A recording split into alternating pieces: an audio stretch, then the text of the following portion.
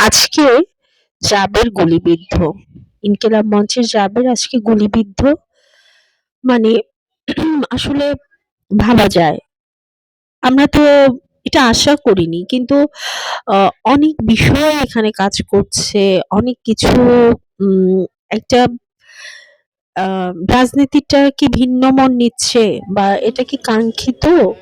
এই সরকারের সময়ে জাবের গুলিবিদ্ধ হবে। এটা কতটুকু কাঙ্ক্ষিত? কেন এই ৫ই আগস্ট?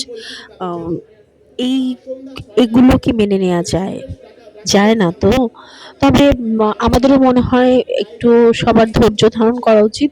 অবশ্যই আমরা হাদি হত্যার বিচার চাই এবং হাদি হত্যার বিচার এই দেশে হতেই হবে। হতেই হবে এবং হতেই হবে। কিন্তু সেটা এই নির্বাচনের আগে এই অবস্থায় আমরা আজকে সরকারের মাত্র ৭ দিন বাকি আছে।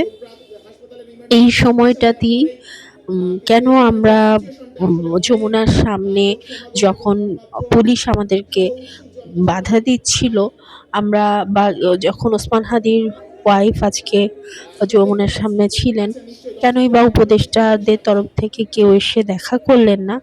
এটাও বড় আশ্চর্যের বিষয়। দেখা করা কি উচিত ছিল না? আসলে আমরা কি দেখার কথা আর কি দেখছি? কি শোনার কথা কি শুনছি?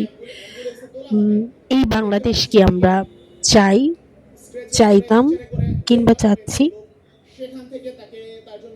না, একদম চাচ্ছি না। আমরা একটা ধৈর্যশীল, সহনশীল আ বাংলাদেশ চাচ্ছি, যেই বাংলাদেশে আরেকটি প্রাণও ঝরে যাবে না, গুলিবিদ্ধ হবে না। এই বাংলাদেশ আমরা চাই।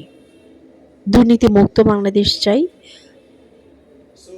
বিচারবিহীন বাংলাদেশ আর আমরা চাই না। হ্যাঁ? হাদিয়া হত্যার বিচার হতেই হবে।